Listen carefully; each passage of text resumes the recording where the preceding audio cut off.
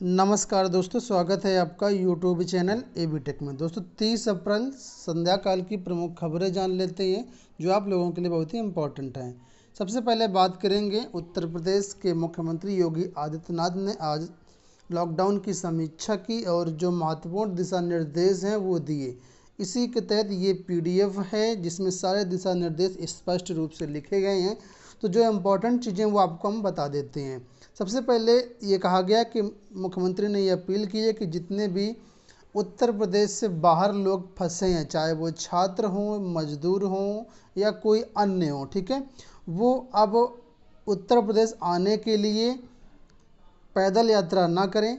ठीक है, उनके लिए समुचित प्रबंध किए जाएंगे, बसें चलाई जाएंगी। जिस प्रकार से प्रयागराज में फंसे छात्रों के लिए बसें चला करके उनको गंतव्य स्थानों तक भेजा गया है, उसी प्रकार जो अदर स्टेट में फंसे लोग हैं उनको भी समुचित प्रबंध करके उनको उत्तर प्रदेश लाया जाएगा।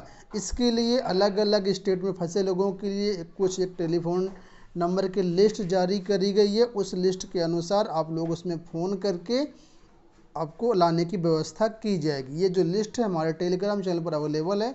अगर आपका भी कोई फंसा हुआ है कहीं अदर स्टेट में तो उससे जा कर के उस नंबर पर कॉल कर सकते हैं। ठीक है, टेलीग्राम चैनल पर वो लिस्ट कॉन्टैक्ट नंबर की अवेलेबल है। ठीक है, वहीं पर दूसरी अपडेट की बात करते हैं तो दोस्तों कहा गया है कि प्रदेश के बॉर्डर को पूरी तरह सील किया जाए, सीमावर्ती क्षेत्रों में सतर्कता बरती जाए, यानी बाहर राज्य से कोई यूपी में ना आने पाए या यूपी से बाहर ना जाने पाए।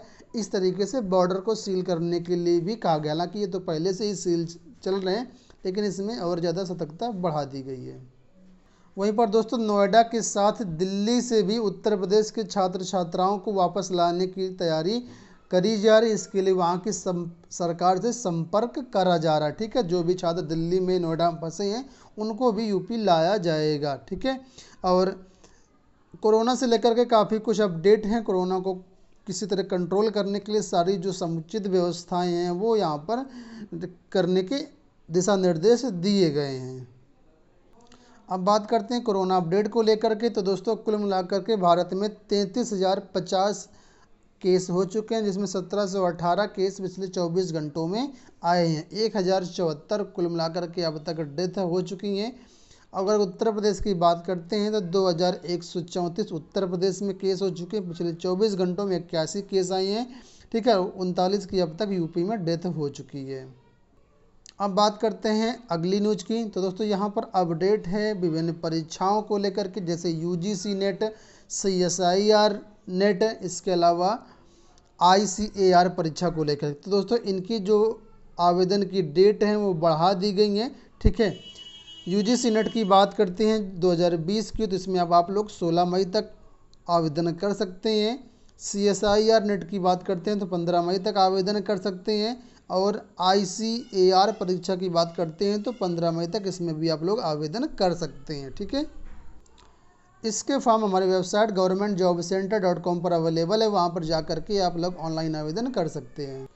वहीं पर दोस्तों यूजीसी का दिशा निर्देश है कि ऑनलाइन जो पढ़ाई चल रही है उसमें 25% पढ़ाई करवाई जाए।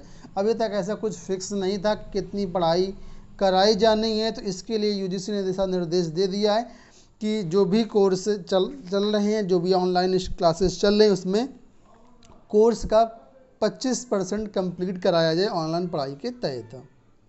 25% ऑनलाइन क्लास में पढ़ाया जाना है और 75% जो पाठ्यक्रम है वो कक्षाओं में पढ़ाया जाएगा। ठीक है, वहीं पर अगली अपडेट की बात करते हैं। तो दोस्तों बॉलीवुड से आज दूसरी बार दुखद न्यूज मिली है कि बॉलीवुड एक्टर ऋषि कपूर का आज सुबह निधन हो गया था और इनके पार्थिव शरीर को भी अब पंचतत्व में विलीन कर दिया गया है। ठीक है, तो आप लोग जानते हैं बॉलीवुड के मशहूर एक्टर थे।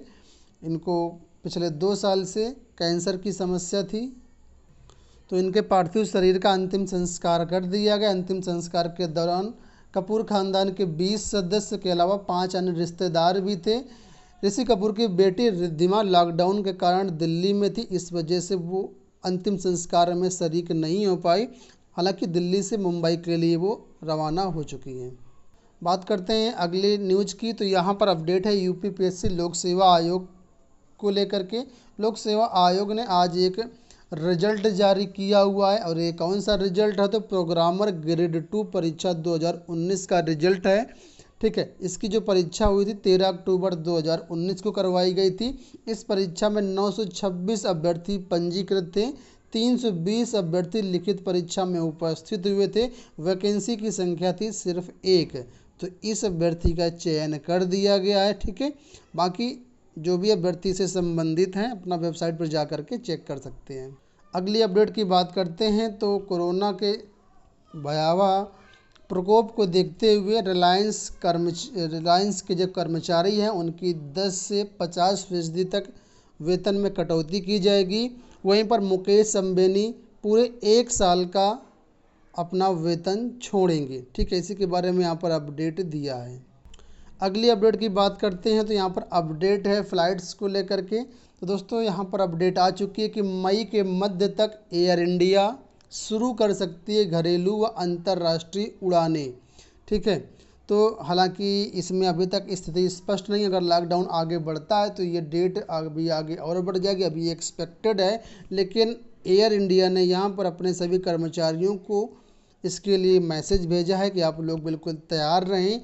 जो भी डोमेस्टिक और इंटरनेशनल फ़्लाइट हैं वो मई के मध्य तक शुरू की जा सकती हैं।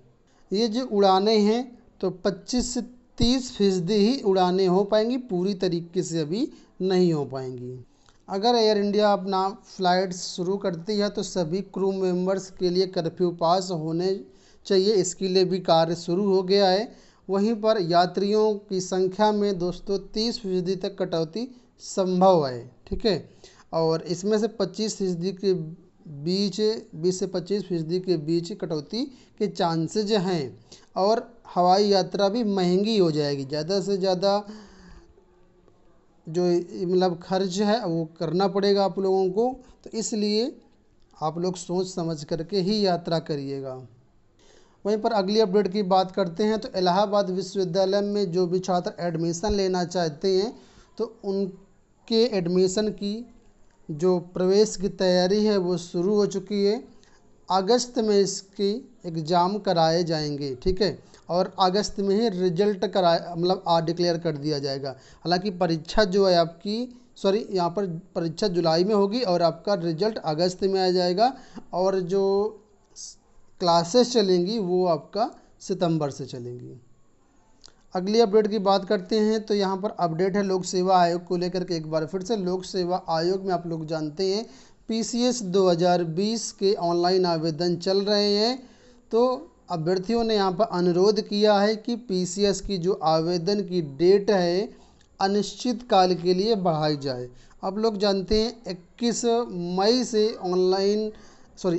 मई तक लास्ट डेट है, आप फॉर्म भर सकते हैं। लेकिन छात्रों का कहना है कि अभी कोरोना का स्थिति है, इसी वजह से हर जगह लॉकडाउन चल रहा है, सारे इंटरनेट कैफ़े बंद हैं। ऐसे में छात्रों को ऑनलाइन फॉर्म भरने में बहुत ही दिक्कत हो रही है। और छात्रों ने ये भी कहा है कि जो पदों की संख्या है वो 200, इसमें से सिर्फ 2 ही प्रकार के पद बताए हैं और बहुत से पद अभी उनका अधियाचन नहीं मिला है। तो लोक सेवा आयोग को ऐसी क्या जल्दी पड़ी है जो ये परीक्षा करवा रहा है? ऐसे में कहना है कि छात्रों का कि पहले इसके पदों का पूरा ब्यौरा आ जाए, उसके बाद लोक सेवा आयोग ये परीक्षा करवाए। वहीं पर आप लोग जानते हैं कि खंड शिक्षा अधिकारी यानी BEO की परीक्षा रद्द हो चुकी है। PCS मेंस 2019 की परीक्षा पोस्टपोन्ड हो चुकी है। कई और अन्य परीक्षाएं भी पोस्टपोन्ड हो चुकी हैं। ऐसे में ये अभी तक स्पष्ट नहीं है कि कौन सी परीक्षा पहले होगी, कौन सी परीक्षा बाद में होगी, हम किसकी तैयारी करें। ठीक है, तो इसको भी आयोग स्थिति स्पष्ट करे कि कौन सी परीक्षा पहले होगी, कौन सी बाद में होगी, उसी के अनुसार अभ्यर्थी अपनी तैयारी करें। इसलिए अभ्यर्थियों ने मांग की है, छात्रों ने ईमेल के जरिए मुख्यमंत्री को पत्र लिखकर यानी ईमेल करके ये सारी चीज़ों की मांग की है कि इसकी डेट अनिश्चित काल के लिए बढ़ाई जाए।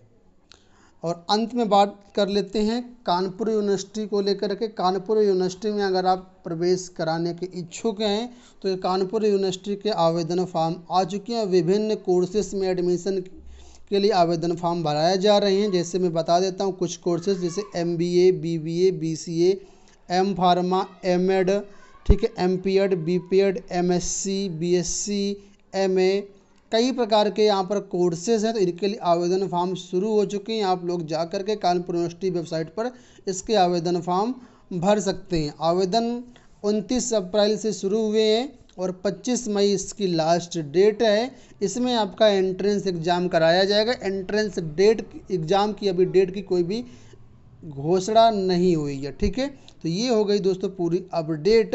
आई होप आपको वीडियो अच्छा लगा होगा। वीडियो को लाइक और शेयर कर दीजिएगा। पूरा वीडियो देखने के लिए धन्यवाद।